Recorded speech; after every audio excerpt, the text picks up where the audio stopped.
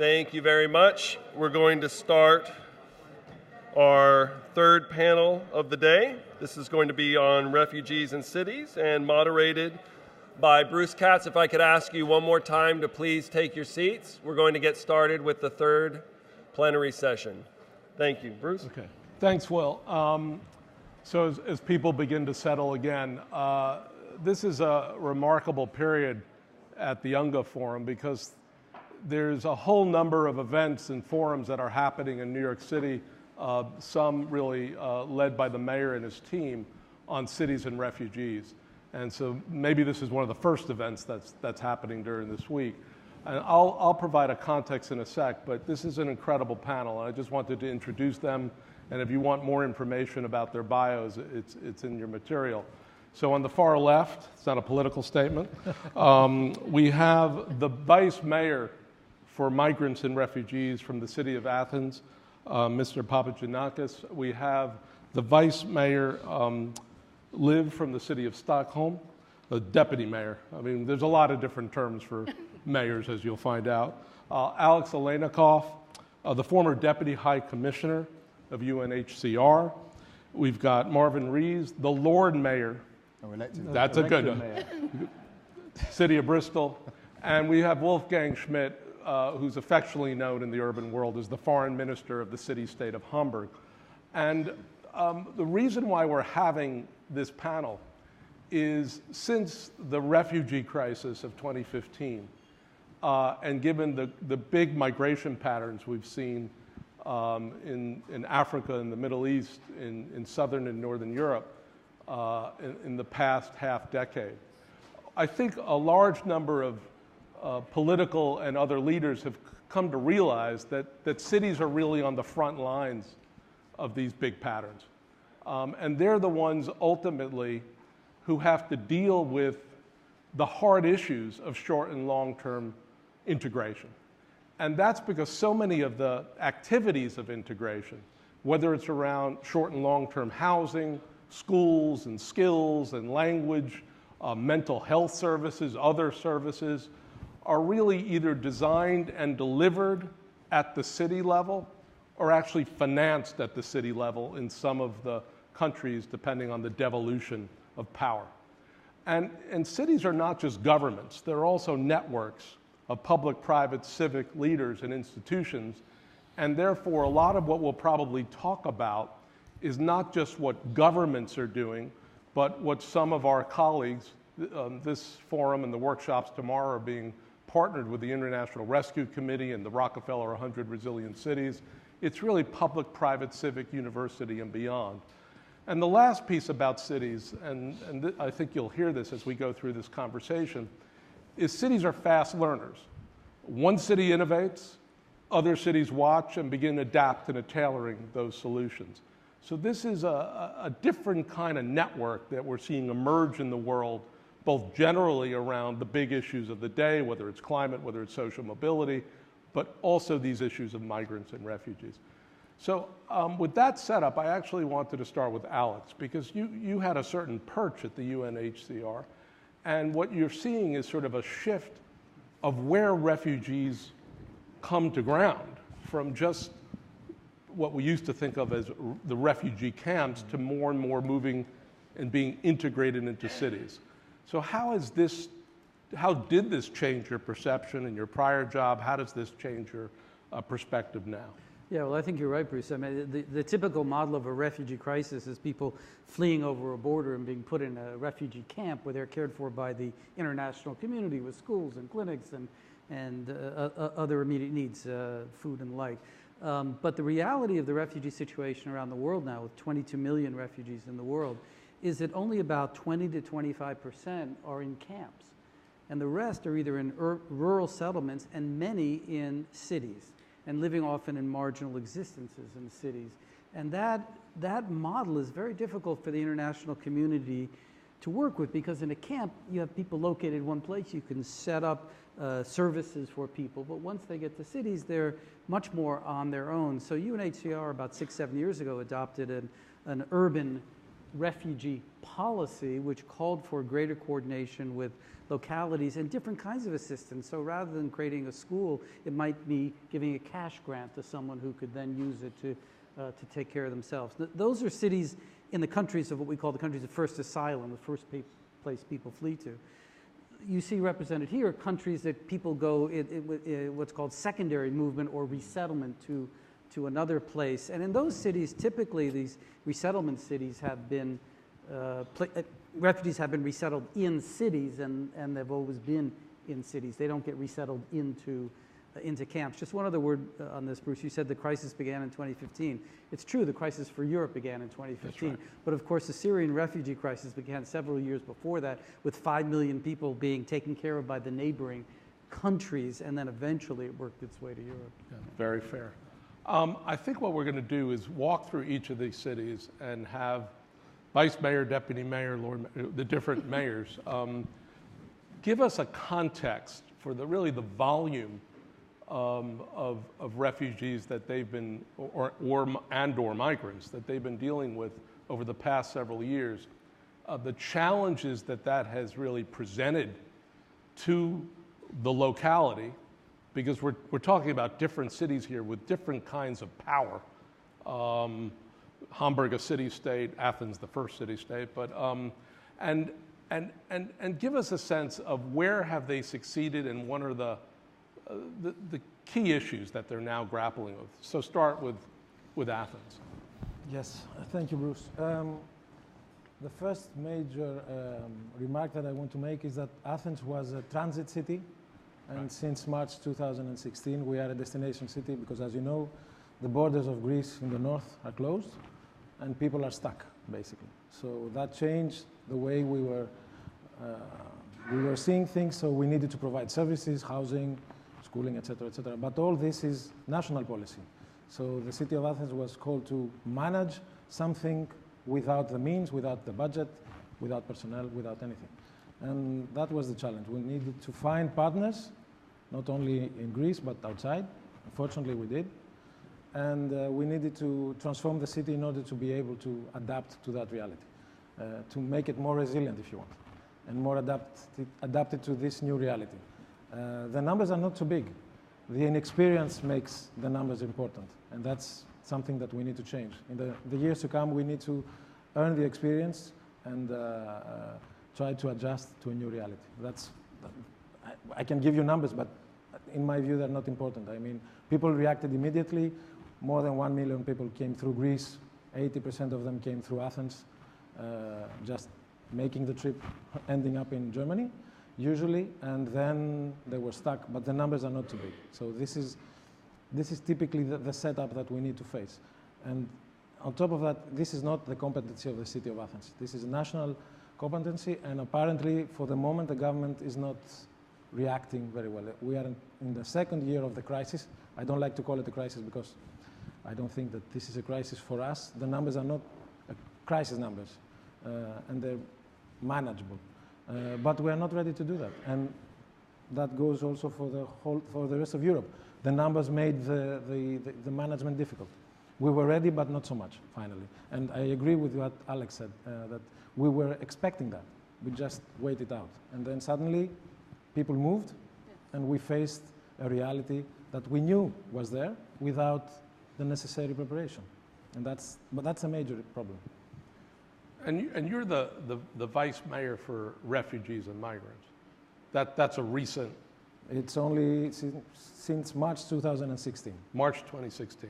Before that, we had migration policy on the state level, but never actually implemented it. So now everyone is talking about integration and all these issues, and we need actually to do it. And that's one of the things that we are thinking about for the moment.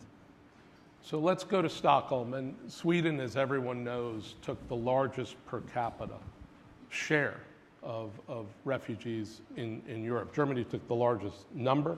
Sweden took the largest per capita. What did that mean for the city of Stockholm, both in late 2015 and as we've persisted till now? Well, Thank you for this invitation. As you know, Stockholm, we have about 900,000 inhabitants. It's in Sweden, it's a big city. Compared to other cities, New York, it's not so big. But anyway, in Sweden, in Stockholm, because in Sweden, the cities are very independent. We have the local taxes and so on. We can decide and we rule ourselves. But we have in Stockholm a very successful history about integration when we have refugees or immigrants coming to Stockholm. For example, the political refugees from Latin America, from former Yugoslavia, they came to Stockholm, and we have a program, we have a model. People are coming, they have somewhere to live, they get their day nurseries for the children, they get schools, they get education themselves and everything. And I think we have been rather successful in this aspect. Of course, not perfect, because we have in Stockholm also segregation. We have special, suburbs where people are more poor, unemployed, and so on. But I think on the whole, we have done a good work. But suddenly, in the autumn of 2015, there were suddenly, thousands of people coming to Stockholm, and we were not prepared. We knew the crisis, as you said, we knew the crisis was coming, but we were sitting like this. Oh, we have a lot of people here, and the central station in Stockholm suddenly was full, and so we have had to react very, very quickly. First, I must say that I have a great admiration of the people in Stockholm, because a lot of NGOs, they came to work. Really, they came to the central station, started to help people and so on. But what we had to do in Stockholm, and we have a very good administration, we had to very quickly start an administration with about 70 employees in a special office, and there people had to handle all these things.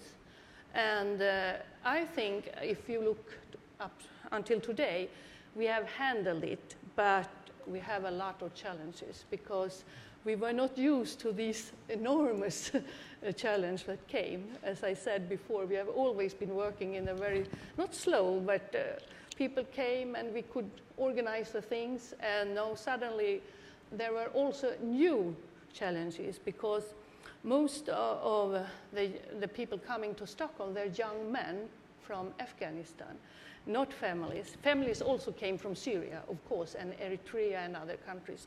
But for example, someday the city of Stockholm had to handle that we had about 500 young men. We had to find a place to sleep, just like this. And we had to use old houses. We have some empty houses where before old people lived, for example. And these houses, they were empty, so we had to put the young men there. And of course, there were some problems. I will not deny there were some also cultural problems. But until now, we have handled it. But also there is a new law in Sweden that the state, they have to divide the refugees with a permission to stay among the municipalities. So we have the young men coming, looking for asylum, and we also have the refugees which we have to receive from the state. And there are also families, and they are now about 7,000 people for the last 2 years. And our big problems are housing, because I'm also the mayor. That's my responsibility, housing. And we have a crisis, really, because like in a lot of big cities, we had crisis before, because it's very difficult to get an apartment in Stockholm. So that's the challenge we have now. The young men from Afghanistan, we have really to handle that because they have no parents, and we have to take care of them, find families and so on. And then we have all the families we have now received recently, and we have to find apartments, schools, day nurseries, everything. That's our challenge for today. I think for the audience also, I think one distinction between the national governments are almost dealing with what we might call existential questions. Yes. What's our border security look like, or what does it mean to be a German or a Swede? And cities are dealing with like issues of existence, like this. 7,000 people arrive in And a we city, have, yeah, you where have do to they live? handle it, yes. Yeah. No, but we have, of course, we have the struggle with the state because, and that's about resources. I mean, about the money, honestly to say, because of course we have to construct all these buildings. For example, now we have temporary housing, and it's very expensive in Stockholm. And of course, we have a struggle with the government, with the state about that. But basically, it's a municipality and the city of Stockholm, we have to handle it. And of course, we are living in a world with a lot of refugees, as you described, and civil war and war. Of course, we must show our solidarity, and we must solve the problems. That's absolutely what I think and what I believe in. But we also, I think it's for us in Sweden, maybe, no, I'm talking about Sweden, Stockholm. It's not a new word, but it's like coming so many refugees. That is new for us. And some people say that we in Sweden, we are in a very secure little part of the world. And that's true in a way, of course.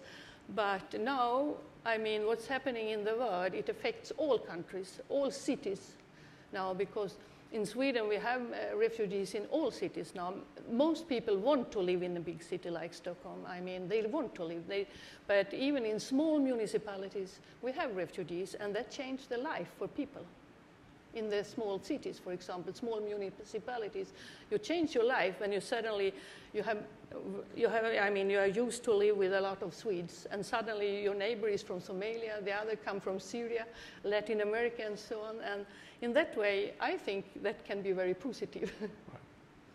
I want to turn to the mayor of Bristol because, unlike Stockholm and Hamburg in particular, power in Britain is highly centralized. There's not as much devolution of power to cities or conurbations of cities.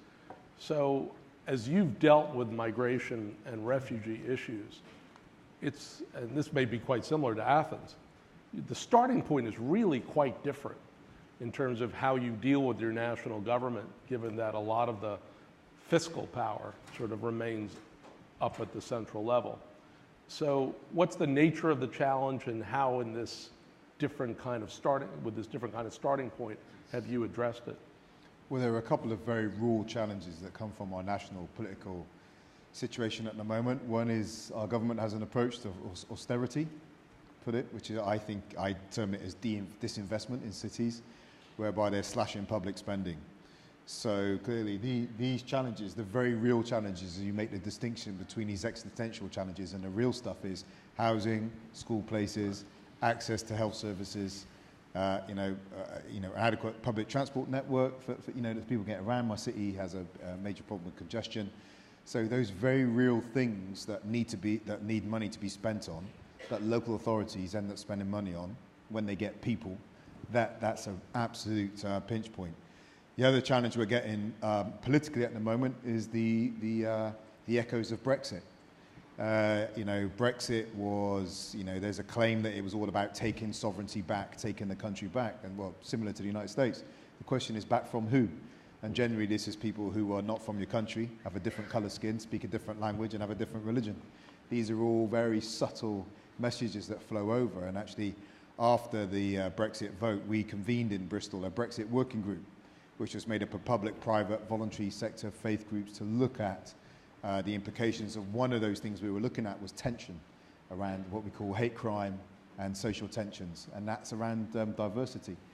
But the city as a whole, where it becomes real, the city's 450,000 people. It's a population that's growing very quickly. My own, it's been a consistent destination for in-migration. My own father came to Bristol in the 1960s as a 12-year-old from Jamaica.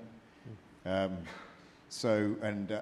being obviously people come from Uganda. We had the Ugandan Asians coming in. We had people from Southeast Asia, Somalis, Eastern Europeans. So different groups have come in at different times. And the demographic change in the city is quite stark. So at the moment, it's about 16% of the population are non-white British. But when you look at our school population, it's 33%. So that demographic change is quite dramatic, and that's going to be a challenge to people's sense of ownership of the city. I don't think it should be, But I think one of the untold stories is how do you give the, you might call the domestic population, enough confidence in their own identity that they can cope with dynamism, a dynamic culture. There's an appeal at the moment, I think, in Britain and in my city for, well, my city voted to remain in Brexit, so I think that says something about the culture. But I think some people in England want to go back to 1966 when they won the World Cup. And, you know, they're harking back to this day when they could leave their door open, they knew their neighbours, you know, there was the remnants of an empire and there was greatness. And they're mourning for that. And some people come along spinning a cheap yarn about diversity and immigration and refugees and so forth, and they end up blaming people who don't look like them, and that undermines our ability to take people on. But if I can just say, where it becomes raw, I mean, this can be the rawness without government. Andrew Marr comes on the Sunday Politics, with a politics show every Sunday morning. I was watching Andrew Marr. I heard we were looking to take on, there was a crisis around unaccompanied migrant children. So I got on the email, how many can we take is my question, you know? I get an email back saying we could take about 6. So I email back say, we need to take more. And then we end up in a negotiation. I think we've pressed as a city to do well, but we have taken more. But again, one of the challenges we face is, which is where it's real. We can't take children and then stick them on a housing estate, which is an all-white housing estate on the edge of the city, for example, where they'll probably be subject to some hate crime. They'll be isolated, there'll be no language support, there'll be no cultural connectivity. They'd end up needing services themselves, maybe at mental health or something. So as a city who want to be the solution to this global challenge, we need the resources to be able to keep up. It's not all about money, right? We got a fantastic civil society that mobilizes, but the resources need to keep up with the scale of our ambition to be a solution to that world challenge. I want to come back to some of what you've raised, because it seems like in all these responses, we're talking about, in some respects, technocratic responses. This is how we do housing. This is how we do schools. This is how we do skills. This is about language. I've always been amazed when I've been to Stockholm and Hamburg. Would I be able to learn German or Swedish? Not clear. But also, you're managing really complicated cultural schisms, the most complicated we can imagine, and you're doing it on the ground, real time, in a complicated political environment. So we could return to that. Hamburg, do not talk about the World Cup, please. But polite guy. But I think what's always amazed me about Hamburg as one of the most powerful city-states in the world, is that has given you the capacity to deal with the volume of refugees that you began to receive in 2015. But also you stepped up from a fiscal perspective. I mean, and I think it would be helpful for the audience as you talk through the response to give them a sense of the level of financing that is happening from the city-state of Hamburg. Well, and if I listen to my colleagues, I always feel a bit privileged, because indeed, as we are not only a city, but one of the 16 states in Germany, we have a lot of legal powers that others don't have. So we do not need to go to a state, but we can immediately negotiate with the federal government, which gives us a lot of leverage. And also we collect the taxes. So we are indeed a rich city. 1.8 million inhabitants. And I found it interesting what you said about the mix of the city when it comes to identity. And there I mentioned the World Cup, because now you see the German team bearing names like Khedira and Özil and Podolski. So you see it's not any longer the Schmidts and Müllers and Schulzes that are typical Germans. And if you look at the German cities, the big cities, you see we have at the moment around in Hamburg 35% of our population is of non-German background. Either them or their parents, one of their parents not born in Germany, and with the young generations, 50%. So Germany is changing. And when it comes to refugees, I think it's important to understand that it's not only refugees that make Hamburg and other cities arrival cities, but first of all, there is the inner German migration. So what you see everywhere, that people are moving from the rural areas to cities. Secondly, we have the European Union with free movement of labor, so 507 until they will leave, million people in Europe, 230 million workers that can freely choose their place of staying. And then comes migration, and Germany has the most liberal migration law when it comes to skilled migration. Not so many know that, much more liberal than Canada. And then comes the refugees, and you mentioned the number. In 2015, we had the peak of nearly 1 million refugees coming to Germany. And as we are a very fair society as well, we equally share the amount of refugees between the 16 states. Hamburg receives 2.53% of all the refugees. So in 2015, we received much more than the share of 22,000 that we should have received. It was over 60,000 refugees that arrived in Hamburg. So between 200 and 600 per day in the autumn of 2015. And you can imagine you don't have the space for 600 people arriving at your doors every day. So it was a huge effort to have shelter, to find places to allocate these people. And as you mentioned, the amount of money that we spend for all these refugees, if you look at the numbers, we are always a little bit timid to talk about them because this could actually raise a lot of anti-migrant resentment. We spent in 2014 300 million. Then on the peak in 2015, it was already 600 million euro. And then in 2016, last year, 900 million. If you sum that together, it's only for the city-state of Hamburg with 1.8 million inhabitants, it's over 2 billion euro or $2 billion that we spend on refugees. So it's more than 5% of our city budget of 12.5 billion that we spend on refugees. And that is because we are responsible as the states for the social welfare of refugees, which amounts to $420 per month per member of the refugee family that comes to us, plus shelter, plus healthcare. And then obviously we had to build a lot of shelter, we had to provide the healthcare, we had to recruit new teachers, new educators for the kindergarten, and so on and so on and so on. So this is a huge task, obviously, but fortunately for us, Germany was hit by this huge wave of migrants in a situation where the economy was doing very well. So we have the lowest unemployment numbers, highest employment scheme, and so on. So Germany could cope with it, even though for the city budget, obviously, we would have loved to have other ways of spending 900 million last year, right. But that's the way it is. So the U.S. has been a bad actor on this, obviously. We've not taken anything close to our share. But as we've talked through practitioners involved in dealing with immigrant integration or, frankly, refugee resettlement, the way in which they talk about their work is there are three things that need to happen: earn, learn, and belong. You've got to get people into the workforce, you've got to get kids into schools, and you've got to get this cultural assimilation movement. It would seem, now that means one thing in the United States, right? We don't really have the kind of restrictive labor markets that clearly much of Europe has. And many of our schools already started with a level of intense diversity to begin with. So if you take those three levels, what has been the biggest challenge between earn, learn, and belong? Is it the labor market challenge? Yes.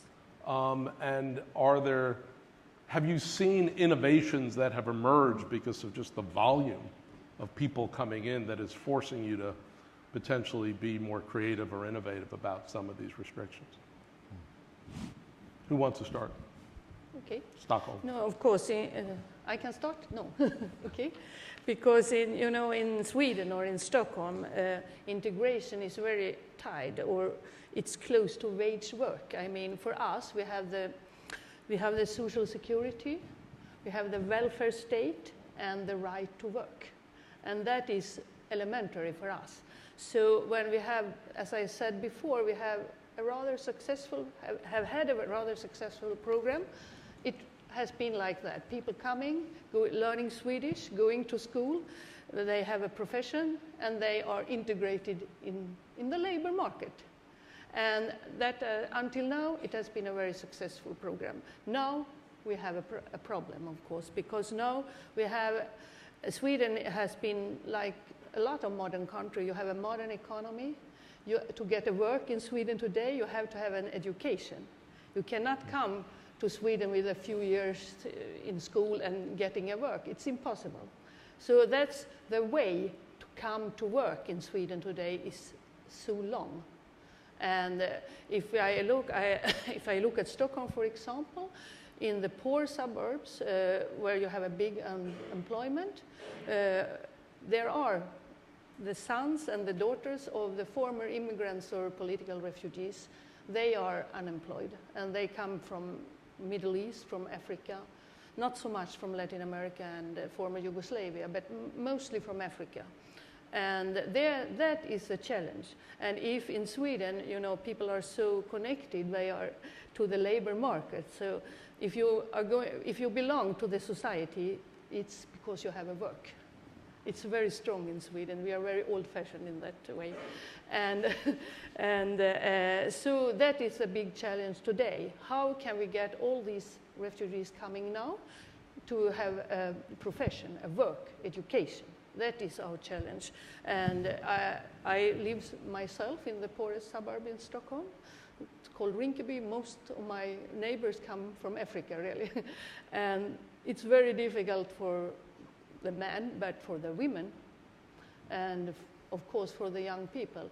So here I see we have a big challenge, but I still believe in the model, not to give people, for example, coming from some country in Africa or Asia or the Middle East, where we don't have works like you can go and do some very simple things and you get a very low payment.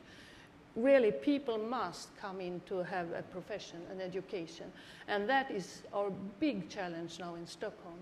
And even the language, of course. Because if in Sweden, of course, if you come to Sweden from the United States and you have a work, you know, in computer or, I don't know, some international company, it's no problem. You can go on with English. But if you are going to work in a hospital or day nursery or whatever, you must speak Swedish. That's why we have the introduction in Swedish is very important. And there we have now in Stockholm a big program, just Swedish, learning the language. Get yourself an education. And all the children must go to the day nurseries and the schools. That's absolutely the most important and the challenge we have today in Stockholm.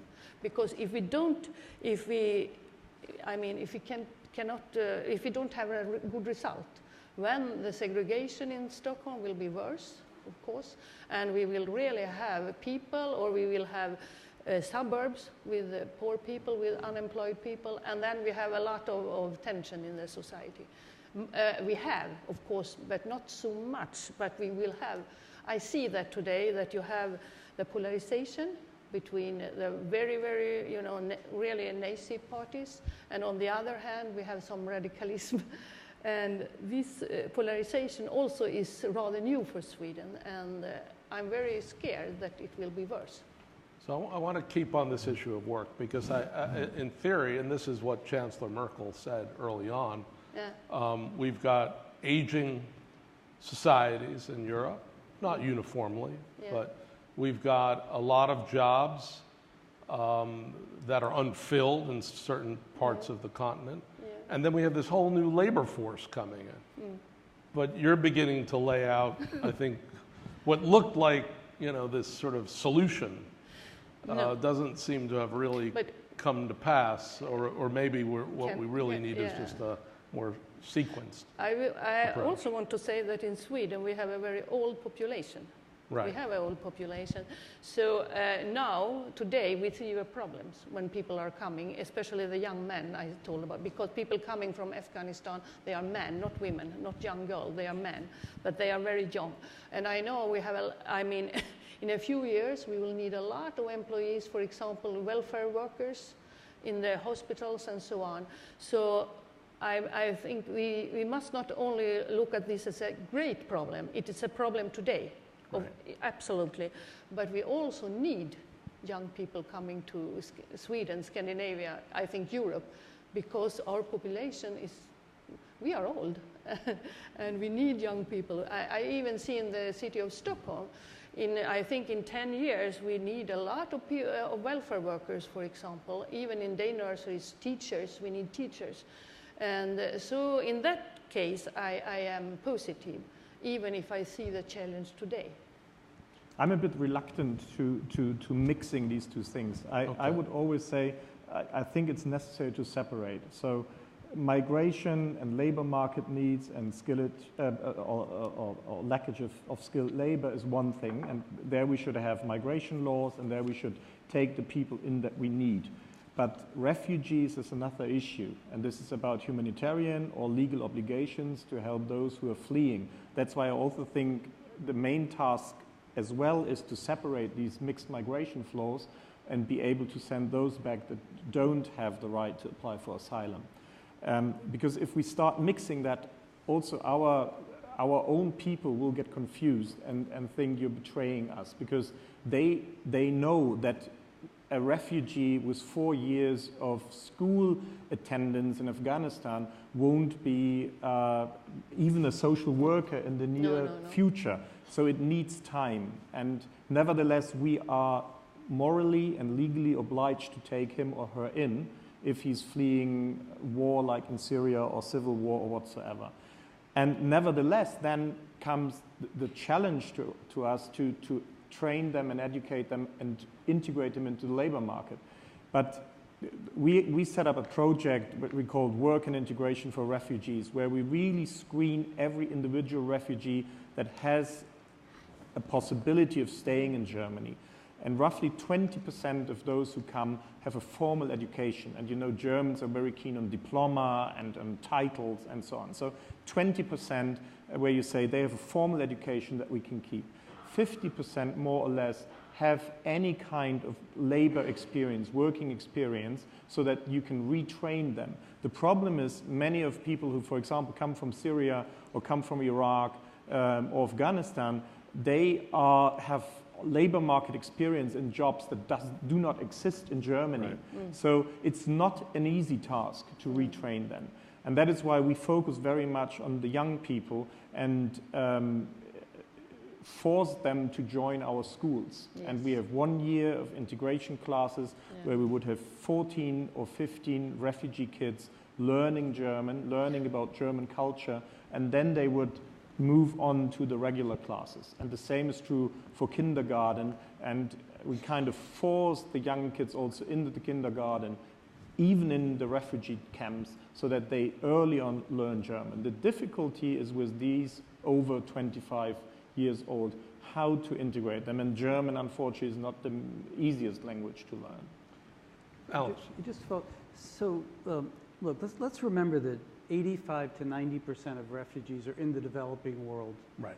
Right. So we're talking about, we have 4 European countries here talking about, for them and for these mayors, a big problem. But in terms of globally, it's a very small part of the problem. The real problem on work around the world is that most countries of the world violate the Refugee Convention, which says refugees have a right to work and a right to start a business. Most countries do not honor that right. Most countries of first asylum don't honor that right. So that's the first thing that has to happen to help most refugees. When refugees are resettled to these countries, they have a right to work in those countries. But the number of refugees resettled each year is about 100, 200,000 out of 22 million, except for this extraordinary flow to Germany, and Germany changed its laws. So that we got to keep a bit of perspective on the real central problem of livelihoods for refugees.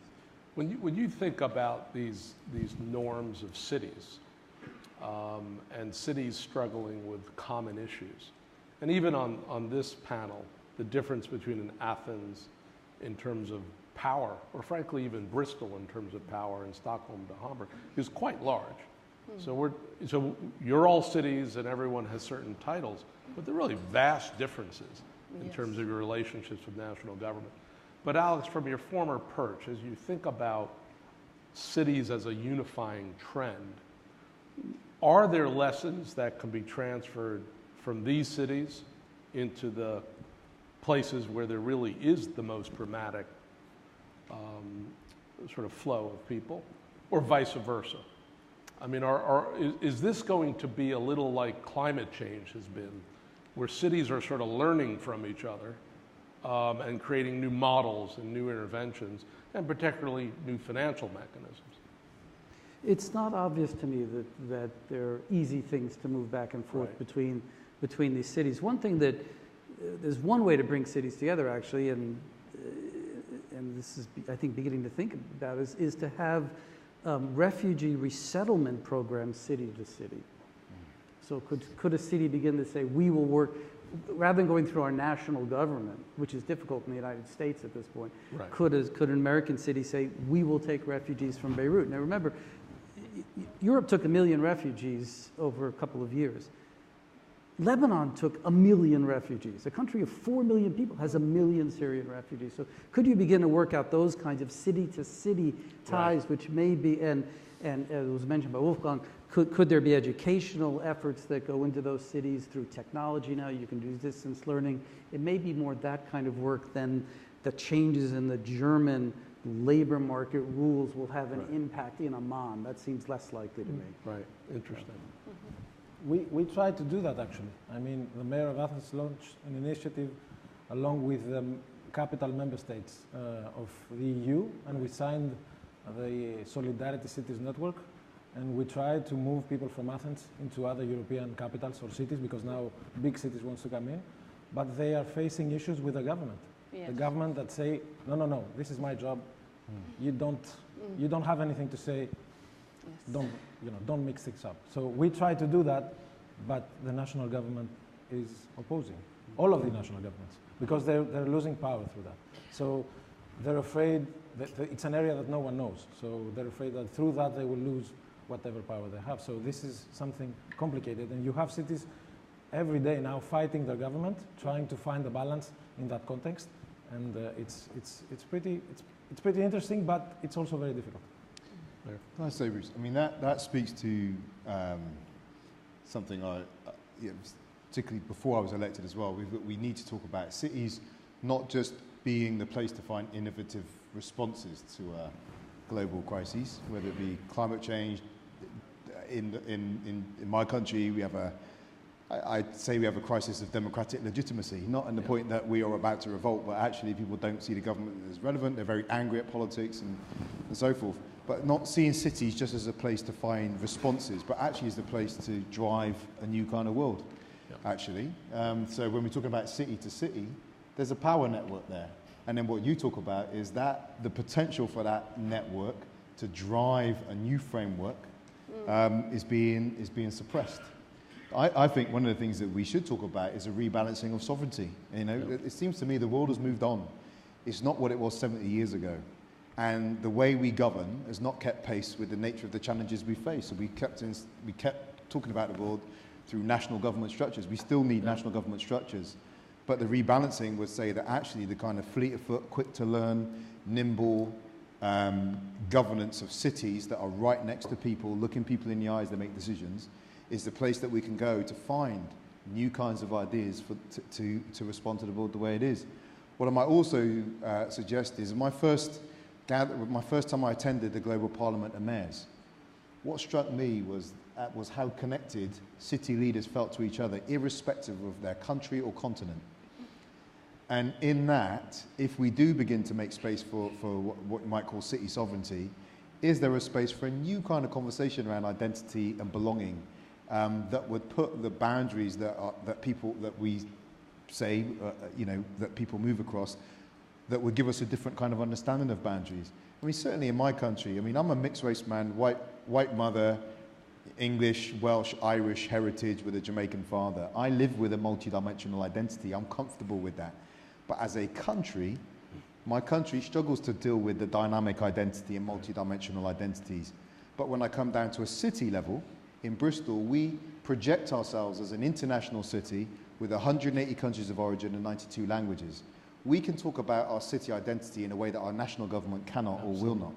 And that is something I think that the world needs right now, a different framework for understanding who belongs where, who has a right to be where, and how we build human relations. I want to open it up for questions. There's a question over here, right over there. Yep, perfect, thank you. Hi, thank you. 2 years ago, I'm a journalist. I made the journey with several Syrians from Kos in Greece all the way to Germany. And since then, they've ended up in Holland, Sweden, and Germany. And I've now been to the countries at 6 months, 1 year, and I just got back from the 2-year anniversary trip. So I have a little bit of an idea in my own observations of how Germany, Sweden, and Holland did things a little bit differently and at what stages they were better at, from intake to placement to integration. But I'm curious, because you're now also 2 years into it. So what have you learned? What modifications have you made in those 2 years? What worked? What didn't work? What sort of emerged as best practices? What should have worked and didn't work? And it's been a fascinating panel, actually, the best one so far, so thank you. Who wants to start responding? So we're 2 years in. What's worked? What hasn't? What have we learned? The first thing that didn't work is the collaboration between the cities and the state, first of all. I mean, places where refugees ended up in the islands or in the port of Piraeus or the municipality of Athens, etc., with the central state. But it's not only Greece's fault. I mean, when the system started to be more stable, suddenly we had a change with the EU-Turkey agreement, or the common declaration as we call it, and the status of people changed. So we have people in the mainland having a specific status, a classic, if you want, and then the people in the island that have a completely different situation.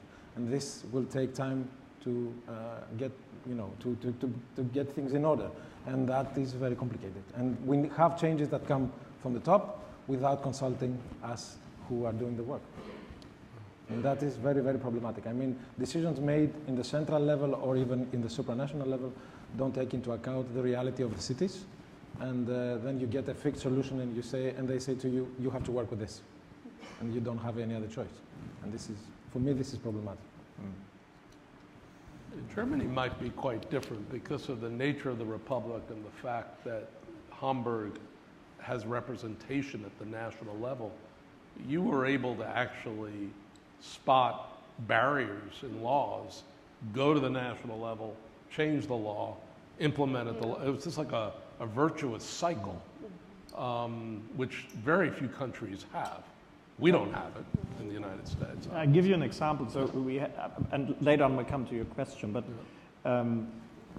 early on we had the situation that we needed place for initial shelters. So we wanted to put one in one area, and that was zoned as a commercial use zone. And then the court in Hamburg said it's not allowed to put a refugee center there because this is kind of housing.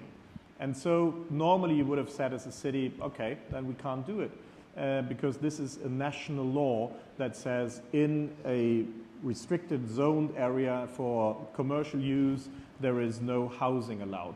But we introduced a change of the national building code in the second chamber of our parliament, where we are a member as the city-state of Hamburg.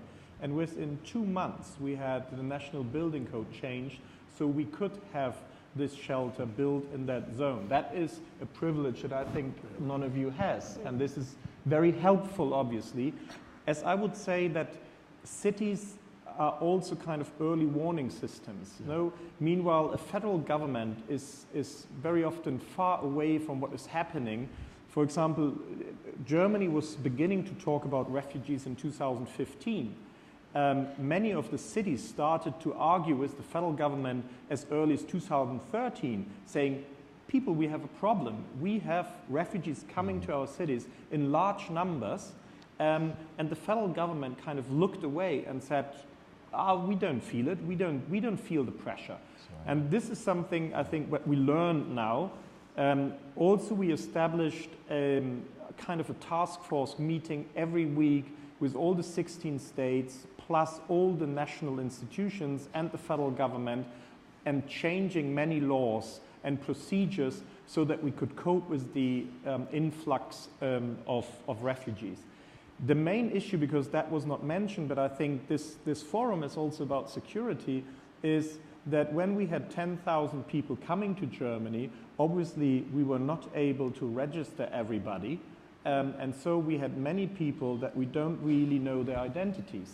And unfortunately, we have seen few, but some incidents where refugees committed terrorist attacks in Germany.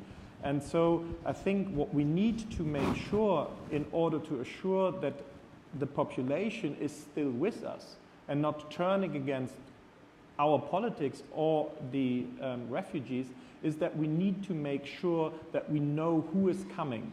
And this is something that it took us a while, but now we have, for example, one set of database where everybody can access the data of the refugees. Before that, we have 5 or 6 different systems not being coordinated. And then the last point maybe is that I think everybody learned that we need to put a focus now on integration. And labor market integration was mentioned, but schools and so on, and then housing. And housing is a big issue, it was mentioned. And so what we're trying to learn is how to make housing cheaper, because if we continue with these high prices for refugee shelters, this will ruin our budgets. And so there are many things, I think, that we really understood, but this would take a seminar to really go into the details. We've got a question over here. I'm Kemal Kirişçi from Brookings, fellow there. I have a question to the mayors. Alex has a number of times underlined how most of the refugees in the Syrian case are still in the region and mostly in the cities. Do your cities have any direct engagement with those cities with respect to what Bruce called learning and innovating to address the challenges that come with refugee populations in urban centers? Thank you. So to what extent are we seeing sort of networks move from, I mean, in a way, Athens has really catalyzed this within Europe, but beyond. Yeah, the role of the cities, because of this situation, has changed. I mean, now cities are in the front line, and everyone is asking, what are you doing, how are you handling it, and they want the cities to participate in every type of event, but they cannot do it on their own. Maybe Athens is a symbol because of the positioning, but there's nothing to do if you're all alone. So we participate in a lot of networks, European or others. One of them is Eurocities, for example. We have 135 members, and we all try to work together. The group that deals with integration and migration has 50 members. So this is something new for us also. And then you have more specific networks on, for example,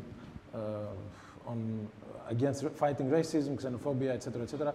Other networks dealing with security. So you have different sectoral networks that are coming together and picking up, speed. And it's very, very important, and we need to support them, because Athens is a very small city, basically. It's not.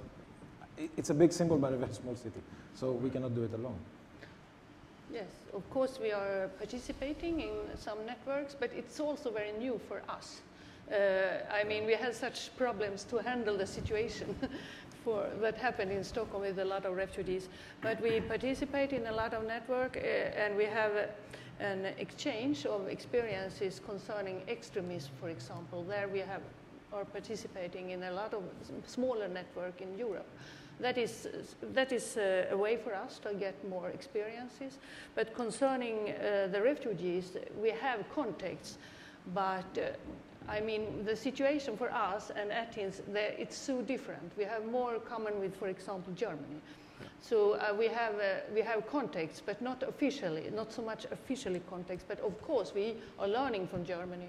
I don't know if Germany will have something to learn from us, but we are learning from Germany, and a little bit from Norway maybe. But I mean, I see that the situation for us and you and Greece and Athens, it's very, very different. I also have had some contacts with some cities in Spain, for example, but it's also very different from us.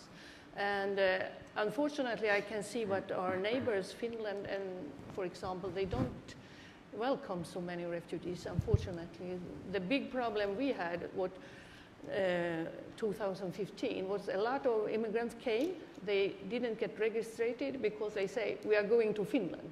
And they went to Finland, and Finland said, no, thank you. And then they came back to Sweden. And in that case, we had a lot of immigrants without registration.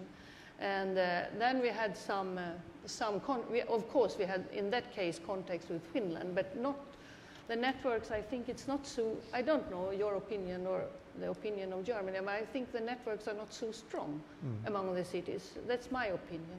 I've got a quick question right over there. Yeah. And then this might be the last one, I believe. I'm sorry. But we can all talk. Hi. I'm Isa. I work for Refugees International in Washington, D.C. I have a question. Obviously, there are a lot of challenges that have come with the arrival of many refugees in Europe, but I have a question about the opportunities this has created. If you could share any examples of positive contributions or opportunities that the presence of refugees has created. Positive contributions. This is a conversation that we've been trying to drive in Bristol. So, in fact, sadly, one of the people I put to come on the list to come here, Mohammed El Sharif, Sudanese background, didn't qualify for a visa waiver. So we weren't able to bring him over. Welcome to America. British passport holder, didn't qualify. So it was quite ironic to come here. But this is one of Mohammed's points. He's a journalist by background, turned up in the UK, put himself on a PhD program in journalism, got a master's in public health. He now manages the inner city public health team. And by definition, inner cities where a lot of migrants and refugees settle, so he's incredibly well placed. Early intervention around mental health, physical health, all this stuff. So building our response into the system is absolutely essential. And sitting in the audience as well, we obviously hear Shabir from Building the Bridge, who did get a visa, a visa waiver, and it's here. So we've had really good community response. But Mohammed's point is he doesn't want to be seen as a liability and a cost. He actually brings a lot of assets to the city. Mm-hmm. Now, we have, so give an example, in Bristol, we have something called a local enterprise partnership. It's been pulled together by the government for each area with the aim of driving economic growth. Now, if you go to our local enterprise partnership meeting, until I was elected last year, and a woman called Kalpna Wolf, it was all white and probably 98% men. Now, the point we've made is if you looked at the full diversity of our population and looked where people came from, West Africa, East Africa, Middle East, Asia, you could probably have access to an incredible range of economic opportunities to sell our stuff. Bristol's high tech, we do green technology, we do communications, we do media and television production, we've got a thriving aerospace industry, but we are not taking advantage, we're not taking full advantage of the diversity of our population. And diversity not just being let's have some food from different places around the world. There are very real opportunities. And in a country which, like the US, most people only speak one language, what we're then able to say is we have 92 languages spoken in my city, which again, particularly as we're going through Brexit, we need to be pushing our international credentials hard and fast around the world so we can stay economically connected. That incoming population, all that diversity, I think gives us incredible bridges to the world if we learn how to fully use it. The other positive contribution, though, I hear is that there's so much stress, and this might be Hamburg and Stockholm in particular, there's so much stress on the housing challenge that it's compelling you to think about lower cost solutions, which in the end may have knock-on effects that are quite salutary.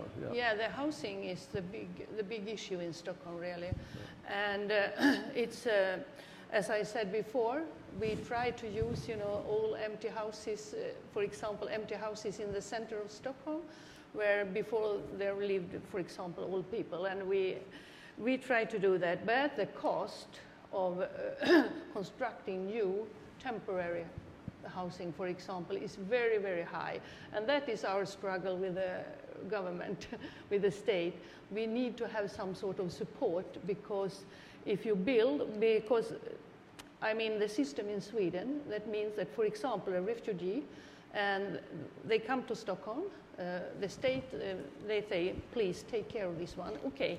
And then he gets some social security to pay his rent, to pay his yeah, food and clothes and so on. But when we have to construct such expensive housing, they cannot afford to pay the rent. Sure.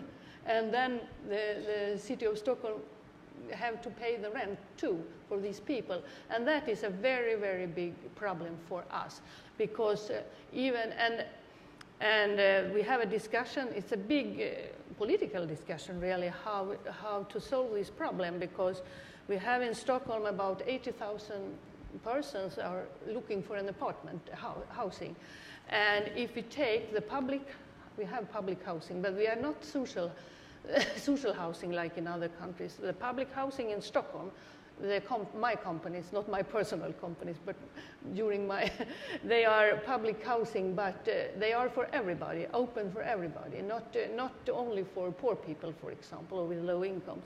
And if we take these public housing and give to the refugees, I think there will be a scandal, because people have been waiting for years for these apartments. Maybe a refugee from Somalia, he has been waiting 8 years for this apartment, and suddenly they say, oh, I'm sorry, you have to wait 5 more years because we have to take these apartments and give to the new refugees. You can imagine the scandal. And that is our big problem now, and that the struggle with the government, we must have some sort of support for the housing, because if it's so expensive that the refugees, even because they have not got, I mean, if they have got a work, but usually they have not got a work, they go to school studying Swedish or studying for a profession, they cannot pay the rent. So here we have a big issue now and a big discussion how to solve this. And we are constructing a lot of temporary housing. And that is another problem, because we want to, to place them all over Stockholm, not in special suburbs, all over Stockholm, even if, in suburbs or in places where more wealthy places. And you have a really great protests. Well, I hope, yeah, so this is a big problem. I hope everyone gets a sense of the multidimensional nature of what it means to be a city, basically dealing with migration and refugee issues. But Alex's point is the point I think we need to really wrestle with. This is nothing compared to what's happening in the countries that are close to the areas of civil strife. And then the real issue in an urban world is, how do you take these norms and models, first spread them, both the paradigmatic framework and the various solutions, through cities of similar shape and size and governance and legal, but then move it beyond. With that, please thank this panel. Really appreciate it.